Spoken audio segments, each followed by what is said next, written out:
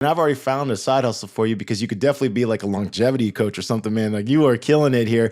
But we are excited to have you, Corey, today to talk about your company, Cyvatar, and your experience in the cybersecurity space. But before we get going, for our audience who may not be familiar with Cyvatar, tell us what it is and what does the company specialize in, and what do you guys, what do you guys do? Yeah, absolutely. Albert, I gotta tie back to what we talked about previously because that's what drives what we do as a company. So, one of my principles in life is I try my best to be 100% the same person, whether it be work or home, just in life. You see everybody, and a lot of people they'll go and they're like, "Oh, this is work Corey," or "This is home Corey," or whatever. That's hard because me as a Black founder going into work and then fitting into the other constructs that are there, I'm not going to fit in. And so I just got to go in and be me and use that as my strength. And so what I how that ties into business, okay? My key point in life is I want to make sure that I'm making it better, not worse. So tie it into Savatar. Um, and there are many cybersecurity companies that Yeah. probably will disagree at a certain level, but we as a cybersecurity industry, after being in the cybersecurity industry for 27 years, we're not trying to stop cyber attacks. Okay.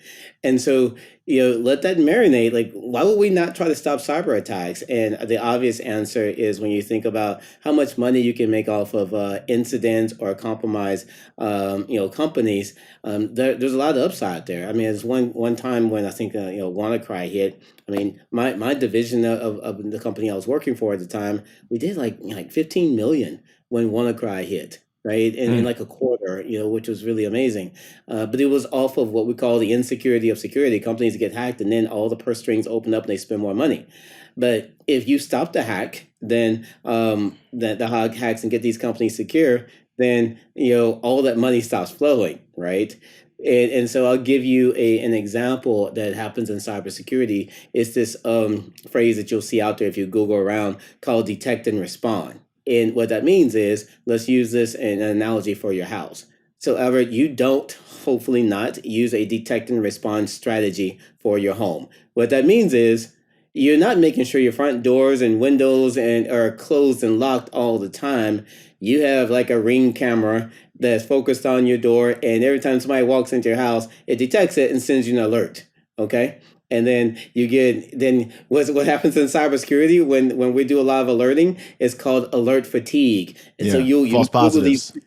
Yeah, exactly. So you Google alert fatigue, and their companies say, we solve alert fatigue. Well, think about it. What if you just closed and locked your door? You wouldn't get that many alerts. Okay. So let me translate that in cybersecurity. If you don't want to get hacked, don't have any critical or high risk vulnerabilities. Use multi factor authentication on everything and block the execution of malware, ransomware on your endpoints. That's the equivalent of closing and locking your door.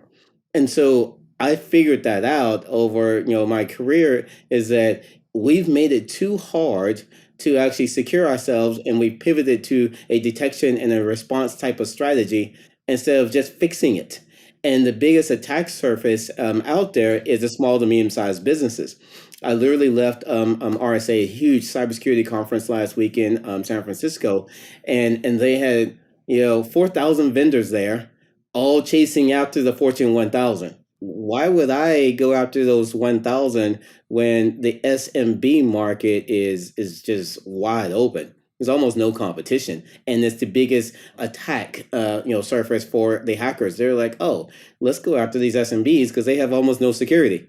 So that's why we built Cyvatar. Cyvatar is a subscription-based, effortless cybersecurity solution where we bring in enterprise-grade cybersecurity, solutions and implement them all for one fixed price. So we don't sell products or services. We only sell solutions that are tied to an outcome of you being secure within 90 days. Why do you think company Um, is it an education thing? Is it a time and effort thing? Is it mismatched financial incentive thing? Like why is it that more SMBs why don't they focus more on keeping, their network secure, their infrastructure secure, their data secure? Because this is definitely a priority for the enterprise. Why do you think SMBs overlook it? Yeah, yeah. For this business to be successful, I had to figure that out. The burning question is why.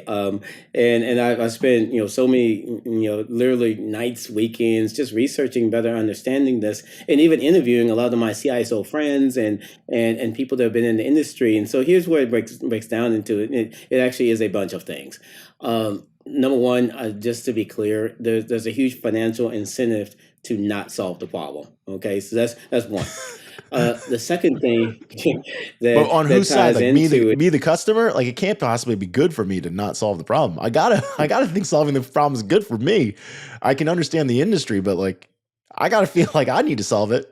yo, you're 100% correct. So I built this business model. I flipped it upside down. I said, okay, I'm Corey White. I'm a cybersecurity professional, been in the industry for, at that time, 23, 24 years.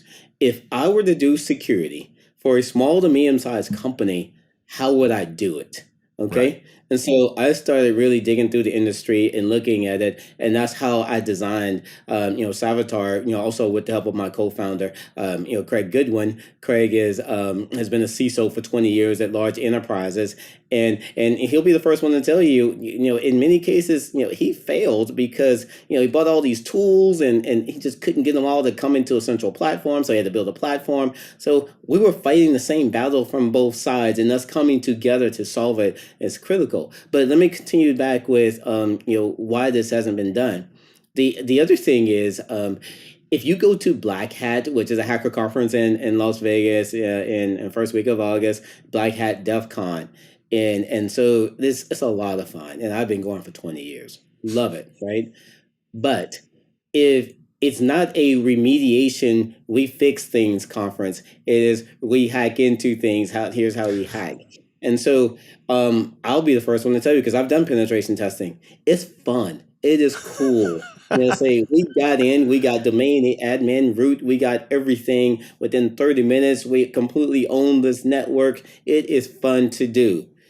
It is not necessarily fun and cool and sexy to go and say, oh, we just applied all these patches and locked down all these systems. No, nobody's gonna give you any attention. You go out, to the club and say, look what I just did. No, nobody cares.